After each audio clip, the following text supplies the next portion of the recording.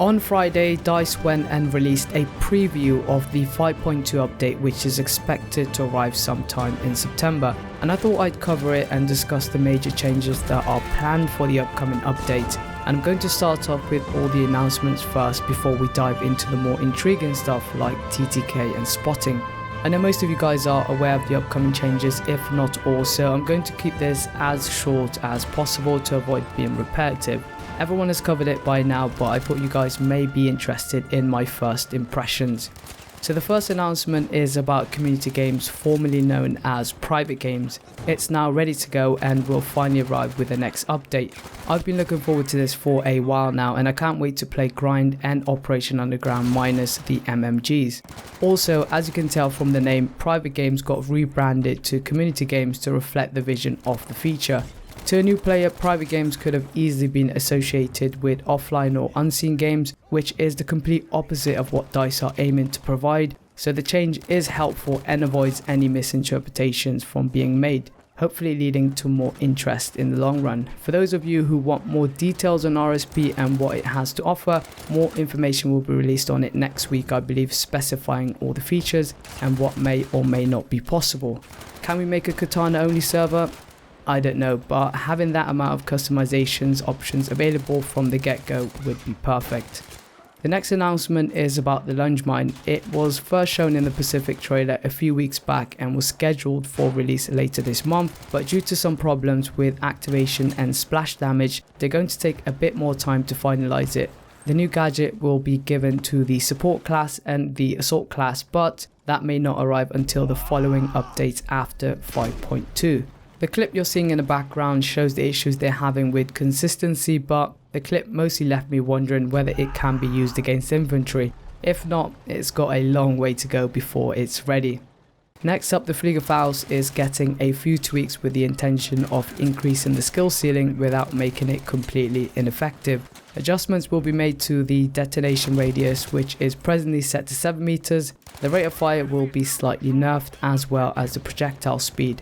However, the rockets will get a range buff, so it's not a complete blanket nerf, and I'm glad they haven't gone too overboard because planes are still comfortably dominating infantry, especially on the new Pacific maps.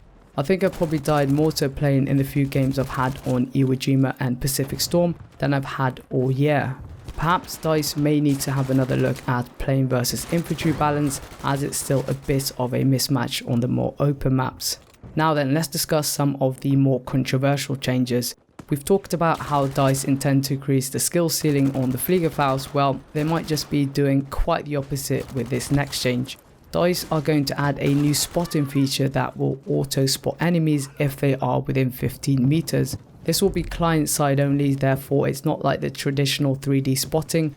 No one else but you will see the icon, and neither will it show up on the minimap. The icon only appears if the player is in your field of view and if your crosshair is aimed in their direction. The example in the background is how it will be implemented, and if you aren't aware, this is presently set to 8 meters, which I wasn't completely aware of until one of you guys noticed it in one of my videos.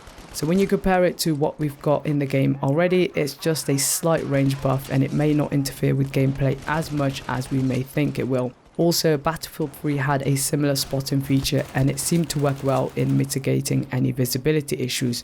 I personally don't find it difficult to spot players outside of Devastation and Marita, but I don't mind the spotting buff as long as it helps other players with awareness and visibility. If that means players who don't have the greatest of eyesight can start to enjoy the game, then I'm all for it. However, I do have an issue with how the spotting works when you're within 5 meters of your opponent. Being able to auto spot anyone who's in your field of view, revealing the player's class and health bar if they've taken damage, all without the need to aim or see the player in the first place, feels a bit gimmicky and lowers the skill ceiling. This almost completely removes the need to check your corners or surroundings and gives you or your opponent an advantage that may not be there otherwise.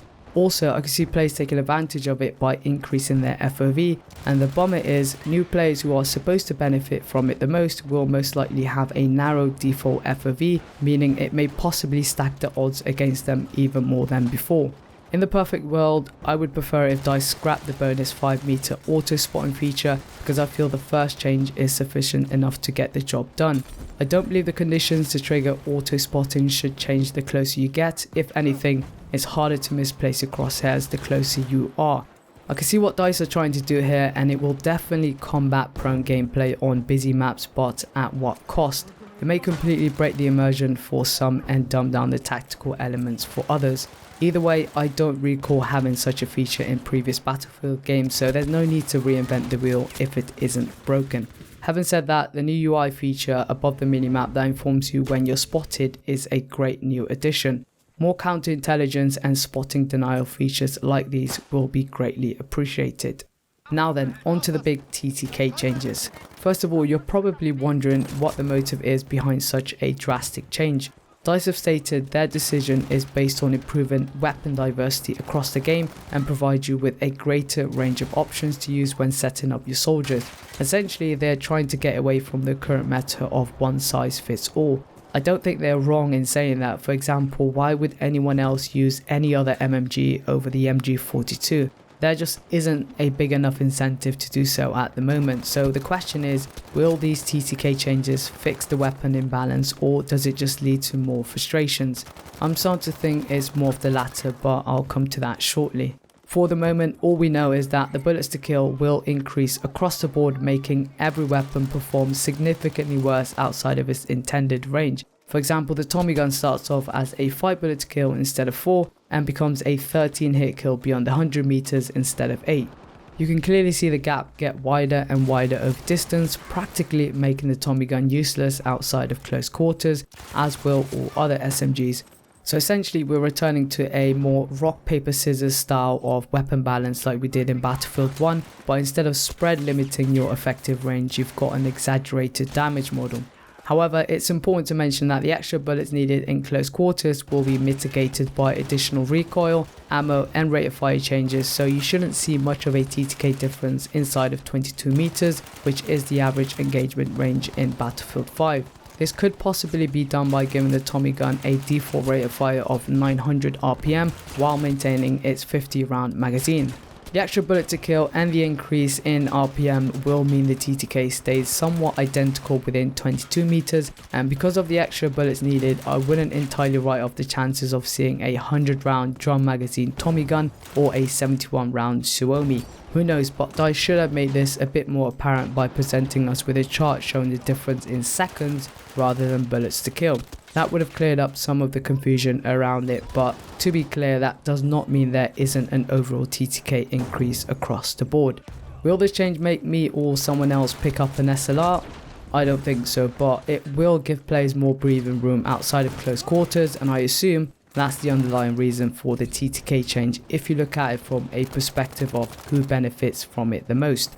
If you remember, last year the TTK was changed with the intentions of reducing the churn rate of new players. Again, we don't know the amount of concurrent players online, but it must be far from ideal if these are the measures DICE are willing to take. Honestly, it's a tough position to be in. The core community who've stuck around enjoy the current TTK and have no complaints whatsoever, but the quantitative data gathered over the past year may imply that new players find it a bit too harsh and never return. If that's the case and the current TTK is unsustainable for the 3 long years ahead, then I don't oppose to making changes, but it's more of how and what changes are being implemented that bothers me. The individual changes made to semi-autos over the past year is a great example of how I would like TTK changes to be implemented. The recoil changes made it harder to consistently achieve the fastest TTK rate, and the slight damage nerf made it less effective over distance, but for some reason it seemed like those changes weren't significant enough. If you ask me right now what would I do, I would keep the current TTK and start off by completely removing health attrition by adding back full health regen, instead of indirectly reducing health attrition by increasing the TTK. Theoretically speaking, this could be as or more effective at keeping new players alive. From what I've seen, new players struggle to take in all the nuanced details and mechanics overnight. For example, I often see players wasting their med packs when they could have relied on the partial health regen to kick in, but they just don't understand how it works. And it doesn't help when you get an indication to use it either when it's completely unnecessary. Also, new players tend to lack map knowledge and therefore less likely to know where the resupply stations are, thus more likely to go into the next engagement at a disadvantage because they haven't resupplied. Going forward, I think we need to see the return of CTE, where major changes like the ones we've discussed today can be tested and given feedback on before they are put to public servers. It doesn't have to be conducted on a monthly basis and take up enormous amounts of dev time, but just as an exception for major game-changing updates like the one we've got coming up. On that note, I think I'll wait and see how these written changes actually feel in-game on patch day before making up my mind. It may end up being really bad, or it might even surprise us, who knows, but do let me know what you guys think of the new changes. Are you willing to try it, or have you already made up your mind? As always, feel free to leave a rating and I'll see you later. Take care.